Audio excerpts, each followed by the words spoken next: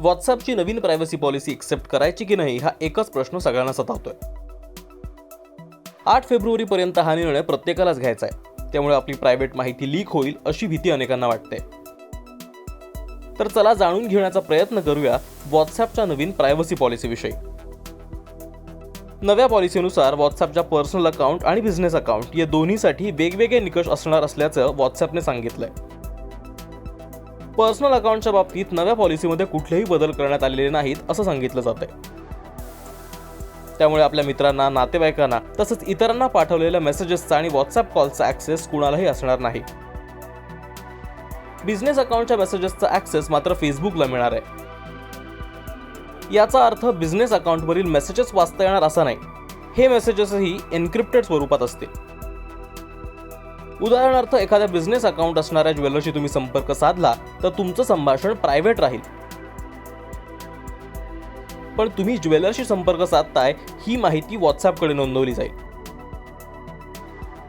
यावरून तुम्ही ज्वेलरीमध्ये इंटरेस्टेड आहात असे व्हॉट्सॲपला कळेल आणि तुमच्या फेसबुक व इंस्टाग्रामवर या संबंधीच्या जाहिराती दिसू लागतील.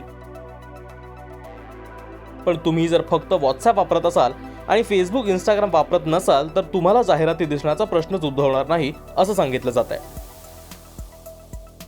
बिझनेस अकाउंट सोबत संपर्क साधत असताना ग्राहकांना त्यांचं लेबल दिसेल. त्यावरून ते अकाउंट पर्सनल आहे की बिझनेस हे आपल्याला समजू शकेल. अशा बिझनेस अकाउंटशी संपर्क साधायचा की नाही, किती माहिती द्यायची याचं स्वातंत्र्य प्रत्येक ग्राहकाला असेल. तुम्ही स्वतः बिझनेस अकाउंट वापरत असाल तर तुम्ही तुमच्या ग्राहकांशी जे बोलता त्याची नोंद देखील व्हॉट्सॲपकडे असणार आहे. तसेच तुम्ही ज्या इतर बिझनेस अकाउंट्सना कनेक्टेड आहात त्यांना देखील तुमचे तपशील उपलब्ध होतील. अशी ही चर्चा आहे की बिझनेस अकाउंटच्या निमित्तानं फेसबुक नागरिकांचे बारीक सारीक तपशील गोळा करू शकते, ज्याचा वापर भविष्यात इतर व्यापारी किंवा राजकीय कारणांसाठी होऊ शकतो. युरोपमध्ये वेगळी पॉलिसी आहे का? युरोपियन युनियनचे डेटा शेअरिंग बाबतचे कायदे कडक असल्यामुळे काही बाबींचं स्वातंत्र्य तिथल्या नागरिकांना देण्यात आलंय. त्यामुळे व्हॉट्सॲपवर managing and retaining your information हा वेगळा ऑप्शन युरोपातील नागरिकांना मिळेल. युरोपातील जनरल डेटा प्रोटेक्शन रेग्युलेशन कायद्यामुळे हा अधिकार त्यांना मिळतो. भारतात डेटा प्रोटेक्शन बाबत असा कुठलाही आधुनिक कायदा अस्तित्वात नाही.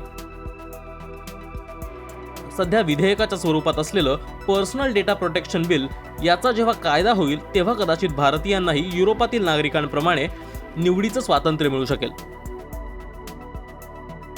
तोवर मात्र आपल्याला आपला प्रायव्हेट डेटा जपण्यासाठी काळजी घ्यायला हवी. व्हॉट्सॲपने सध्या अमेरिकेसह सर्व देशांसाठी नवीन युजर्स पॉलिसी तयार केली असून ती एक्सेप्ट करणं प्रत्येकाला बंधनकारक असेल. अन्यथा व्हॉट्सॲपची सेवा वापरता येणार नाही. ग्राहकांची आवड निवड, प्रेफरन्स, लाईफस्टाईल या गोष्टींचा डेटा फेसबुकला वापरता येऊ शकतो. यामुळे व्हॉट्सॲपचा मूळ उद्देशच बाजूला पडत असल्याची टीका होते. अमेरिकेत गेल्या निवडणुकीत या डेटाचा ट्रम्प यांना फायदा झाल्याची वार्ता होती. भविष्यात असे प्रकार वाढण्याची भीतीही व्यक्त होते. त्यामुळे अनेक जण व्हॉट्सॲप डिलीट करून इतर मेसेजिंग ॲप्सकडे वळण्याचा विचार करतात.